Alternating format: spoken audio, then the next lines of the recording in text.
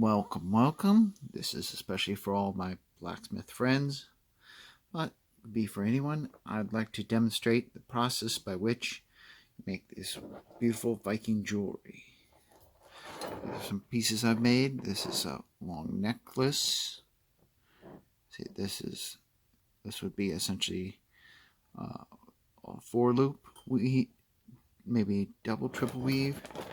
This is an example of a thicker 5-loop weave, and here's a much thinner 3-loop weave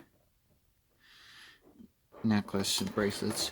I'm going to show you how we go about making them.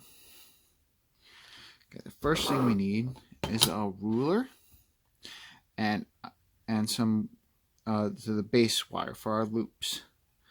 Now I have chosen this gold wire because it really helps at the very beginning when you're trying to distinguish between the different colors.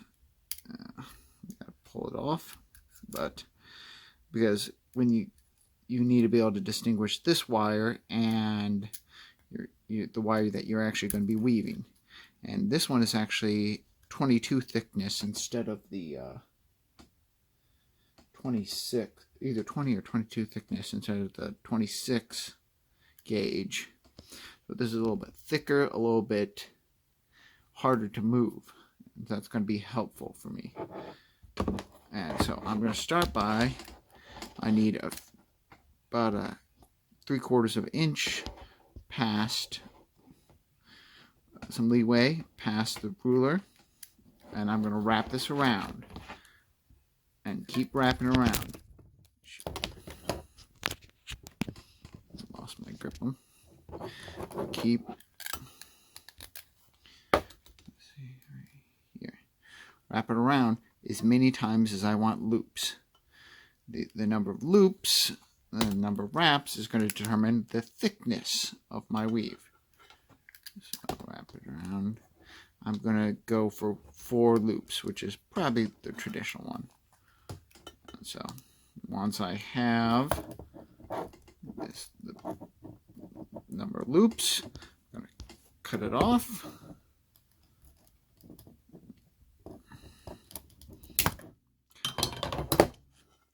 And pull this off. So these loops, I'm going to need to twist just a pinch. And I need to fix my setup. I'll be right back. Okay.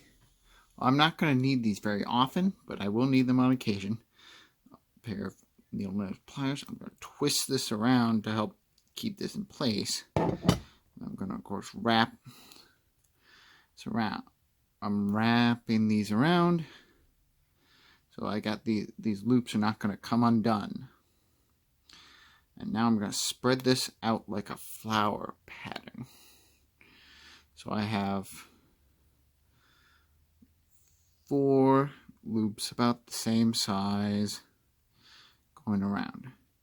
And I'm going to put these on a Allen wrench.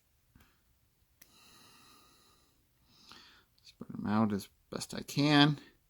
This is going to be our starting grid that we're going to work on. And my goal is going to be, I'm going to push this to the Allen wrench and try to form this into the Allen wrench. Now some people will then use a vise to grip the Allen wrench to hold this in place, but I actually find this more useful if I have this in my hand so I can just turn it as I need it. Put that down. The next step will be using the silver wire, which I'm going to get. So right here I have my silver plated wire, and no matter how long my piece is going to be at the end, it's going to start the same way. Now this doesn't actually matter how long this is when I unwind this, because it's much easier to add more wire than it is to, say, measure out some amount and try to do it as one single piece. Because, I mean, if I was really accurate, I would measure this, and I'm going to start with that. Oh, lost my wire. But I will measure this and figure out where I'm going to go. So first part is, I'm going to start with a small piece. I'm wrapping this up here just so this isn't going to get lost.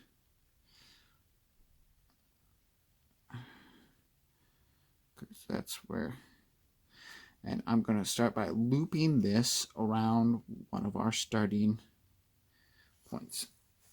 I moved it off camera. So let's see where, right here. Okay, so I have here, looping it from the right to left, pulling it all the way through. Now, this first one is kind of important. I try not to pull it too much because I don't want to lose that. And it's not super important. It's very tight for the first one because we're just getting this started. Then I move the next one, and I'm looping through, and I'm going to do it through all 4 loops. Making sure this is going through both of these holes. Said this is advantageous as opposed, what? I think I somehow missed my hole, so I can undoing this. So making sure it goes through both loops. Advantageous to having this in your hands rather than on a vise is that I might have to turn this with each time. I'd much rather have this in my hand. And one more. Where's she? Yeah. One more. Okay. Now I can start looping through the wire.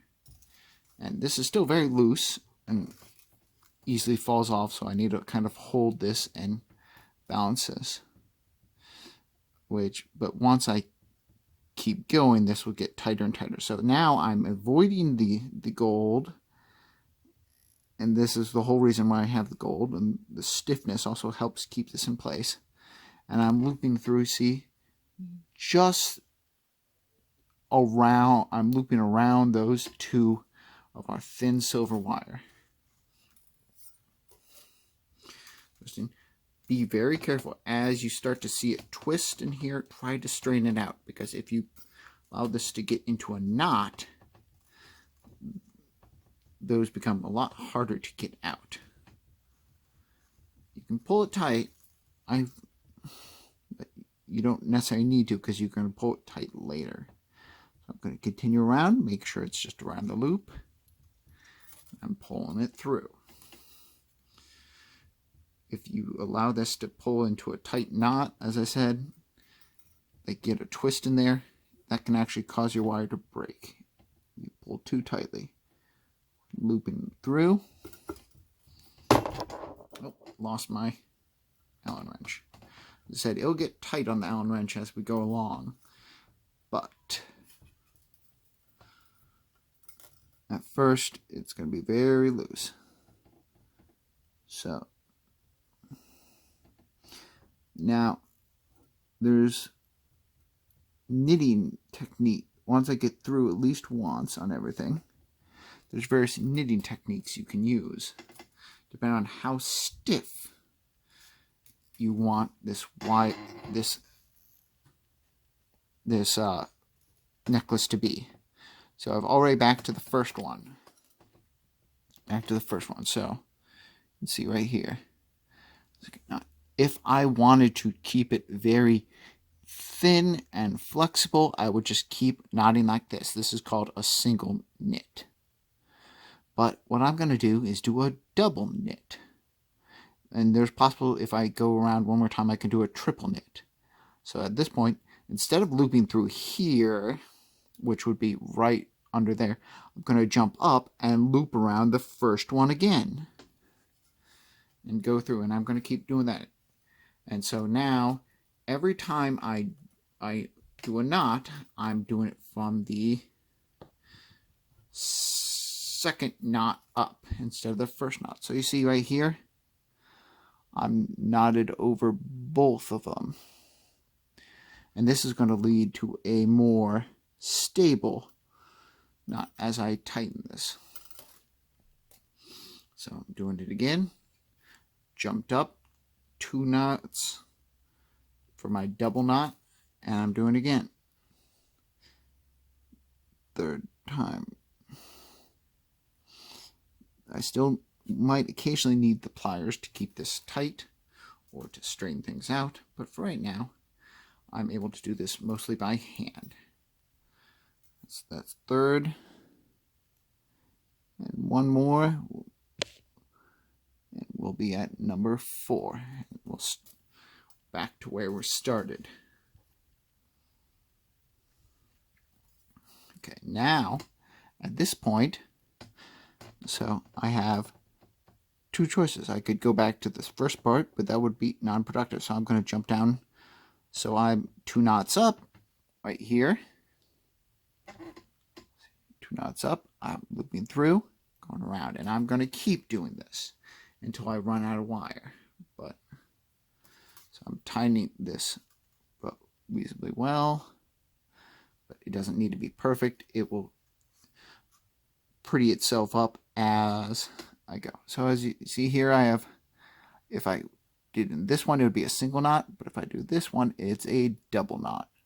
So make sure to looping it through, pulling it tight, and I'm going to keep doing this. As you can see, I can have a decent amount of wire to go. So I'm going to go ahead and skip ahead. One thing to note as we work through, sometimes you'll find that the knot is a little close together. So what I have to do sometimes is pull down, try to stretch it a bit. Be very tedious as I push it through to make sure I don't accidentally go from second knot on the right to third or first knot on the left. Make sure I come out on the same row that I intend. See right now, see how this would pull into a knot? You'd be very careful. Twist this so that I can get this straight. Or I goofed this right here. So I gotta untwist that. So as I pressure and pull this knot shut, I don't accidentally put a little cinch in my rope. So I'm keeping going. So right here, I'm going from the second knot accidentally into the third knot up. So I'm backing it out.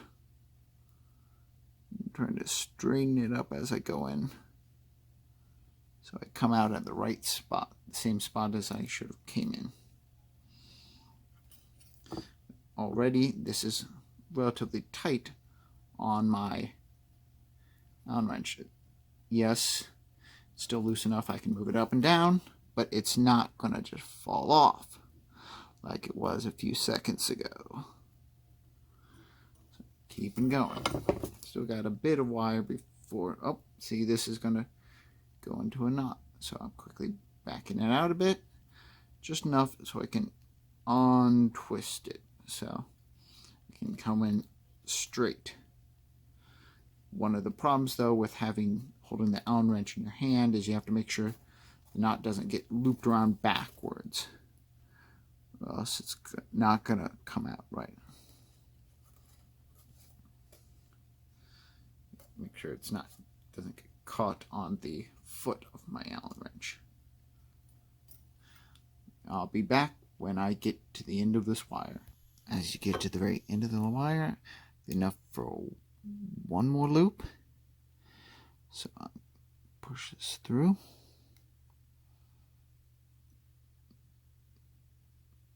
Now, sometimes you get so you can barely pull it through, so I'm going to just get just enough through. Tighten it with the pliers. Well, yeah, I might be able to get it through one more time.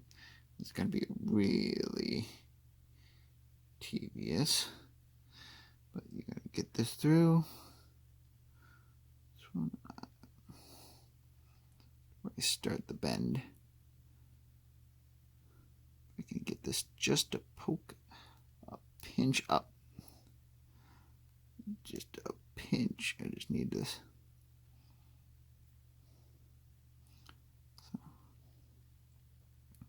So I'm bending this, trying to bend this wire just a nib up so I can grab it. Yeah, so you might be able to just barely see it. So I bent this wire just a pinch and grab just the tip. I'm going to tighten this.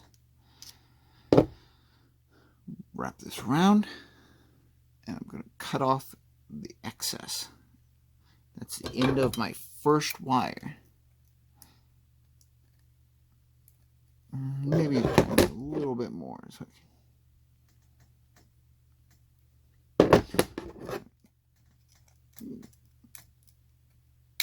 cut through. So there's the end. So the next part is to get a little bit of get my new wire, and I'm going to start wrapping it through. So this is how I add a second piece of wire on. That was perhaps maybe a foot of wire. This time I'm actually going to measure it, to be sure. So this is, well, maybe 2 feet, honestly. Grab another 2 feet of wire, just so I have an idea of how far 2 feet is going to go along this. I have now cut off 2 feet of wire. So here's the trick. So I have finding for where I last had it, which is right here. I'm going to move up, since it's a double knit, I have to move up 3 spaces and go left to right. So 1, 2, 3. But 3 spaces then goes into the 2 spot. And I'm going to loop that in. And I'm essentially going to tighten this on and continue my wire.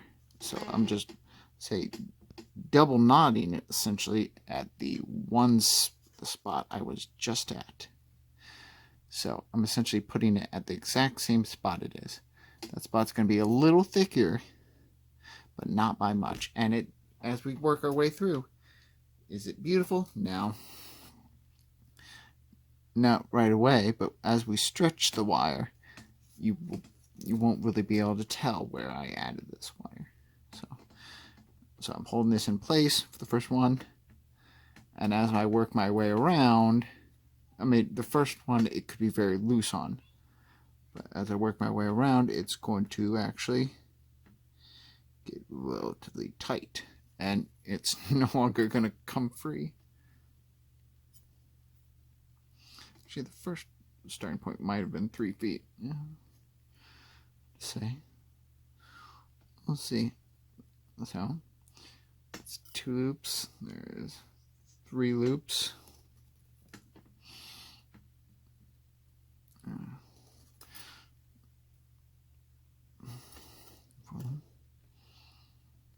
And I've already crossed the spot where I've been. And so as I keep on working my way through,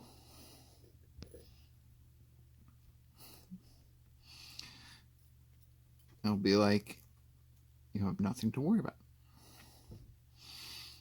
Now, occasionally you'll get your little spots will be too tight, perhaps, or too close together. That's where you might need something like your fingernail or a file to help just widen those. Try to even them out. Right now, I'm not really seeing any of them. Sometimes the knots over here that we have to wrap around are too tight. There's tricks we're going to deal with. At this point, I see where I was at. This is my starting point. You just barely tell. There's a little bit of roughness right there. But I've already worked around at least twice. That's not going anywhere. Okay, so this is a little tight. So if I'm having a little trouble squeezing it through. So if I'm stuck right here and like I can only squeeze that much through and I can't really get a grip on it, here's where the pliers come in. So I'm going to start, I can squeeze just a pinch through, use the pliers to pull enough of it through so I can get a good grip. And keep on working. And so keep working, keep adding wire until this is a suitable length, depending on what project I'm working on. Depending on the knot style, your knots can gain between, like, let's say 25, 30, maybe even 40% of the length additional, depending on whether this is like quadruple loop or triple loop. The less loops you have, the more wire, the thinner the wire can be stretched, and thus the greater length we can add. I'm going to try to shoot for a bracelet with this, so I got to figure out my arm width and try to approximate how much I need to add. Keep in mind, you can shorten it later with ease. It's really hard to lengthen it, so we want to make sure it's longer than we need it. Okay. Stop and we'll come back to it later. Okay. Some time and several strings of wire has passed. It is currently about 4.5 inches. That first wire, let's try to find it. That 2 feet of wire maybe got 3/4 of an inch. So it takes a decent amount of wire to get here, but it will stretch a bit more as we eventually, once we finish. But let's see. Just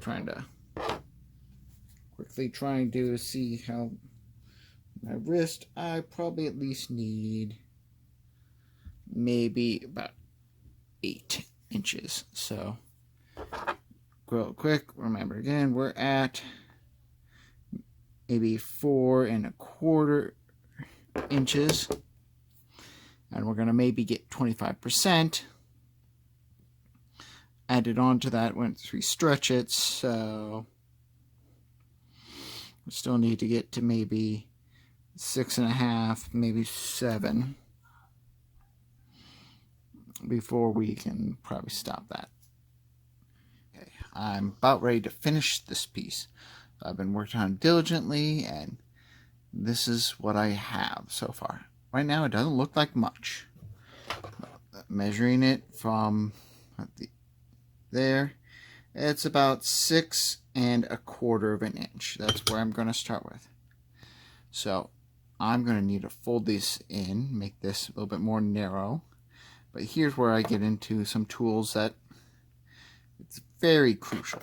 You need a drawing board. This is just a board I have where I've drilled consecutively smaller and smaller holes. Now I can either use it by itself, or I'm actually going to put this into a clamp and clamp this down. Clamped, and I'm going to selectively draw this through one after another after another. I'll get to that in just a second. Okay, so my goal is to draw this through first the biggest hole 3 times usually, if there's any, and keep on drawing it through the next biggest hole. If it's not catching at all, probably can immediately move on to the next smallest hole. sometimes I might have to unwind a bit of my gold wrap in order to make this a little bit more narrow, or try to pinch it in. But so idea, so as I pull this through, it's going to tighten this weave. And I'm gonna probably get down to that whole size, either that or that whole size by the end. Pull that in here. Oh, I kind of see it. It's twisting a bit. I can try to fix it. Okay, oh, now it's starting to go. Now, unfortunately, this is because of the table I'm doing this on. It is not clamped in. Okay. So let's try to stretch this all until it's uniform.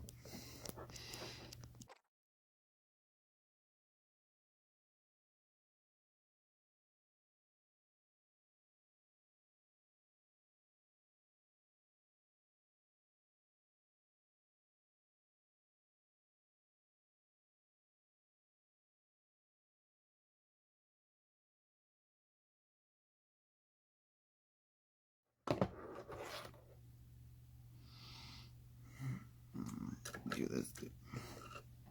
I'm gonna try to pinch this down some so that it's a little more narrow and easier to draw through. The gold cord will be a little helpful because I can help guide that through like I'm threading a needle. Once I have that gold cord through, I can use that to grab to pull the rest of it through.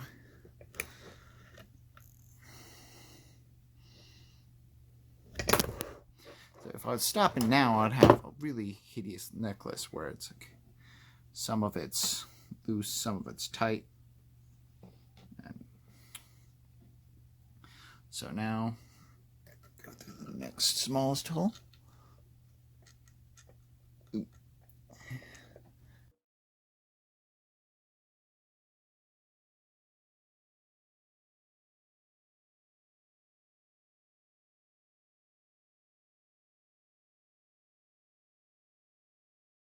It's really starting to become more uniform. But there's still that very last little bit at the end that's kind of not quite there yet.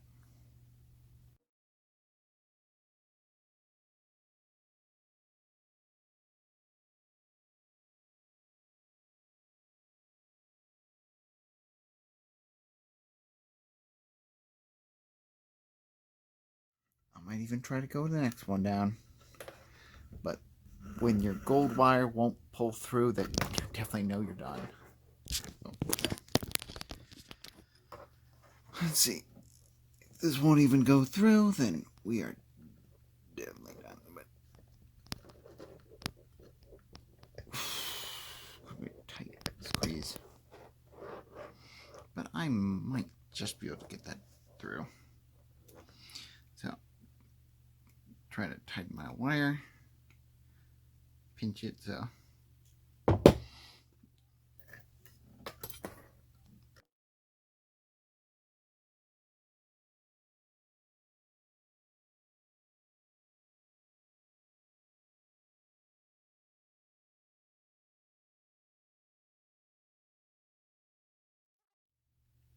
This is the weave, looks like.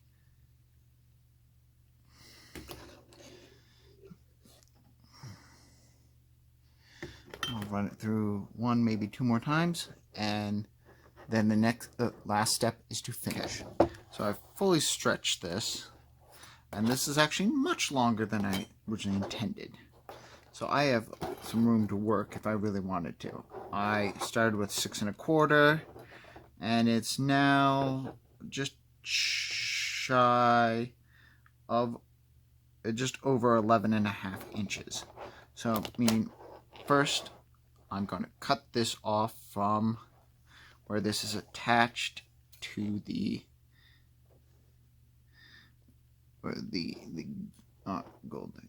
And it's okay if I cut a little bit too much because I'm going to work the pieces off and I can remove some of the weird parts off. all the metal shards, try to work this back in so it looks relatively uniform. And it's okay if it's not perfect right there, because that's not going to be visible in the final piece. What I'm going to attempt to do, there's many different ways to load this, but I'm going to epoxy this right into this little slot. And this is going to be my clasp. I said, right now this is going to end up being an anklet because this is a little bit too wide for a bracelet. So we're going to make this into an anklet. But if I wanted to make it into a bracelet, I could cut off this end, which is a little bit stiffer than the front end. So I say I don't really like how the last little bit turned out. I can remove that and can just be part of the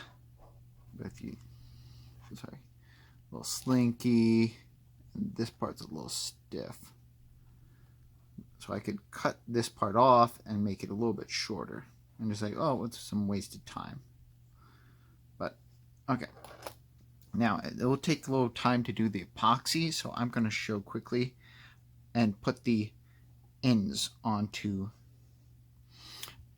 this, the rings onto this. So, in order to do the ring, we need 2 sets of pliers. You have to open rings and close rings. So we're going to open rings by 2 pliers, clasping both sides of the little split and twisting out, and I'm twisting so separated. So I have a little lobster clasp. I'm going to run that through my little hole and run it through here. Gosh. Do I need it a little bit more open? A bit more open.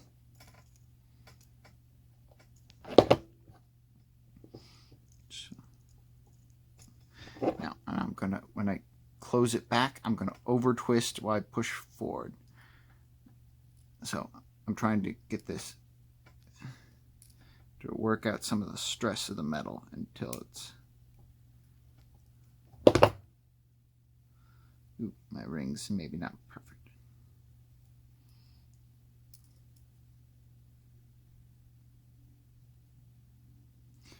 Pinching this a little bit closer together.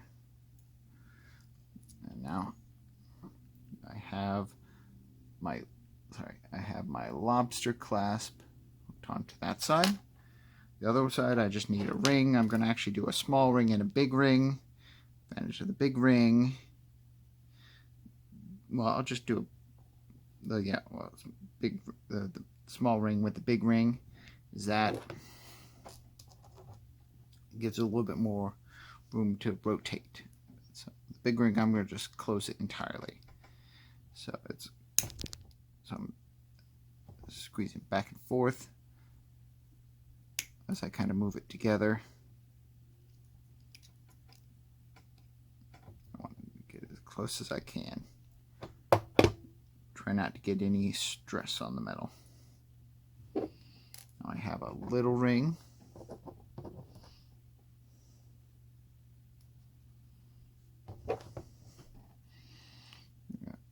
Twist it. Pull one towards me in one way to open this up. Gotta be careful. These rings end up everywhere. That through, this through that. Now, grasping, I'm going to reverse this. So, pushing,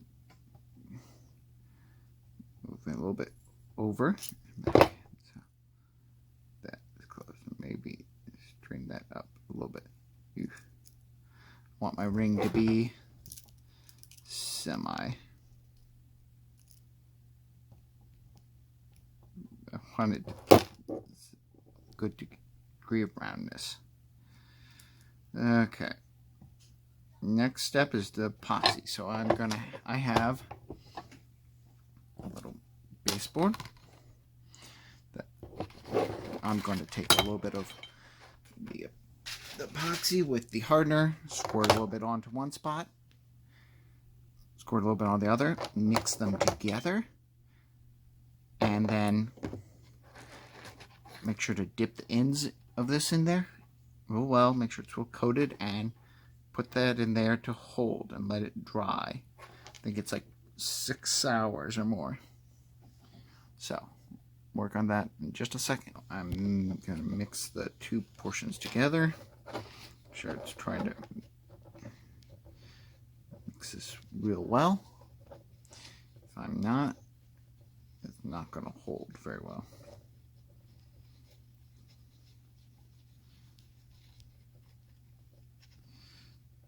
I tried to be uniform portions of the two epoxy mixtures. I had in 2 separate tubes, the advantage being 2 separate tubes. Of course, that easier to control how much I have. So, coat the ends of this. Put it nice and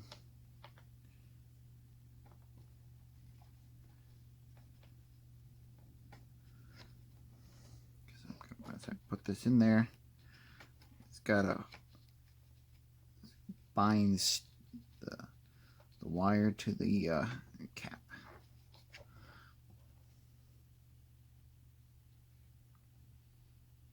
Scratch the rest of it out later. Put some pressure, making sure this should dry momentarily. Now repeat with the other side.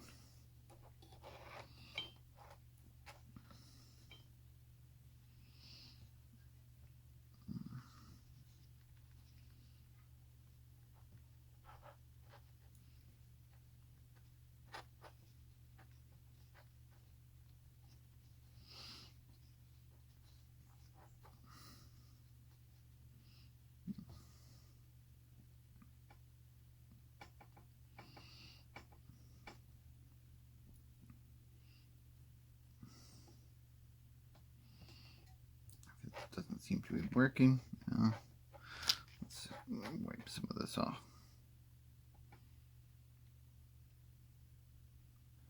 Try to coat this.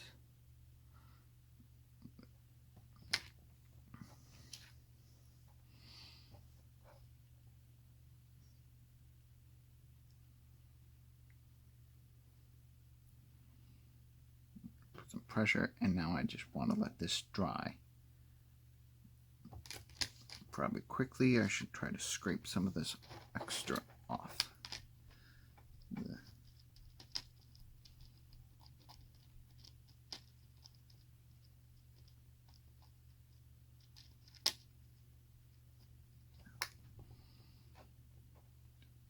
Get a paper towel and try to wipe some of it off. And now I'm going to let this dry, and I'll show you the finished product in a couple hours. So here is the final product. See the little weave, nicely tight, and it should fit around most people's ankles.